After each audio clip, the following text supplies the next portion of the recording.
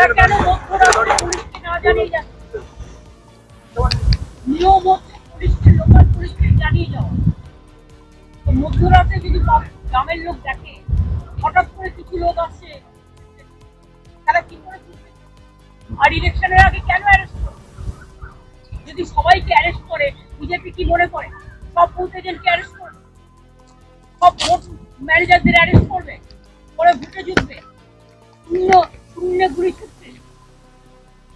দুজন তৃণমূল কর্মীকে অ্যারেস্ট করেছে আজকে। কি অধিকার আছে না?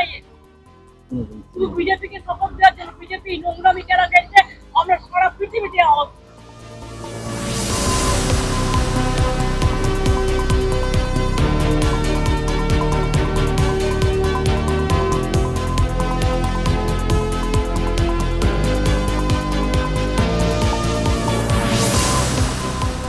ঘটনা কি ছিল আমি ছিলাম না ওখানে, আমি দূরে ছিলাম। তারপরে দেখি সব জড়ো হয়ে মহিলারা আক্রমণ করেছে, ব্যাস এই তো।